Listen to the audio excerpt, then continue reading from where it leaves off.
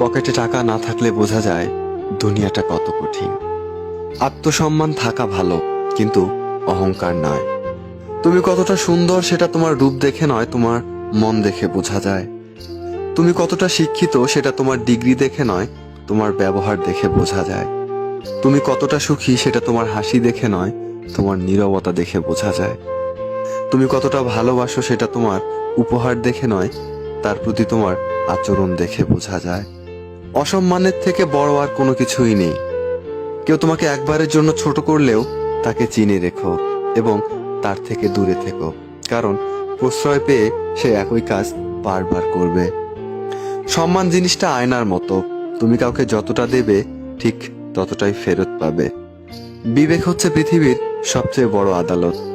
সব সময় কারোর দোষ খুঁজে বেরিও না, পারলে তাকে সমাধানের পথ দেখিয়ে দাও। ক্ষমা তাকেই করো যে ভুল করেছে, কিন্তু ক্ষমা তাকে করো না যে তোমার সাথে বেইমানি করেছে। কারোর উপর নির্ভরশীল হয়ে থেকো না। তুমি যার উপর নির্ভরশীল হয়ে থাকবে, সেই মানুষটা যখন থাকবে না, তখন তোমার প্রত্যেকটা কাজই ব্যর্থ হবে। তুমি জীবনে সেই মানুষটার জন্য কান্না করো না যে তোমাকে কষ্ট দিয়ে অন্য মানুষের সাথে আনন্দে আছে। যে তোমাকে যতটা সম্মান দেবে, তুমি তাকে ততটাই সম্মান দিও। তার অধিক বেশি সম্মান দেওয়ার চেষ্টা করো না, কারণ এই যুগের মানুষগুলো সম্মানের চেয়ে বেশি স্বার্থের জন্য চলে। স্বার্থ ফুরিয়ে গেলে সম্মান দেওয়াটাকেও ভুলে যাবে।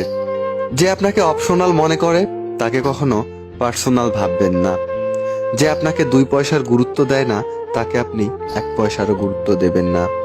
পানি যেমন ঠান্ডা হতে হতে একসময় বরফ হয়ে যায়, ঠিক তেমনি একটা মন অনেক কষ্ট সহ্য করতে করতে একসময় পাথর হয়ে যায়।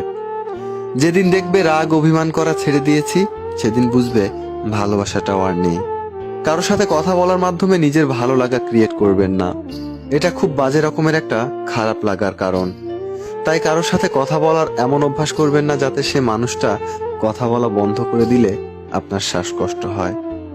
পাওয়ার পর যদি মর্যাদা দিতে না পারো, তাহলে হারানোর পরে কেঁদো না। ভুল করতে সময় লাগে না, কিন্তু ভুল শোধরাতে অনেক সময় লাগে। কখনো কখনো সারা জীবনও কম পড়ে যায়। যদি তুমি সুখী জীবন চাও, তাহলে এটাকে কোনো লক্ষ্যের সাথে বেঁধে ফেলো, কোনো মানুষের সাথে অথবা কোনো বস্তুর সাথে নয়। আমি কখনোই কারোর কাছে কিছু পাওয়ার প্রত্যাশা করি না, কারণ কারোর কাছে কিছু পাওয়ার প্রত্যাশা করাটা সব সময় দুঃখের কারণ হয়। আজ যারা ফিরিয়ে দিচ্ছে, কাল তারাই কাছে পাওয়ার জন্য মরিয়া হয়ে উঠবে। তাকে কখনো ব্যস্ততা দেখিও না যে তোমার সাথে কথা বলার জন্য দিনরাত অপেক্ষা করে।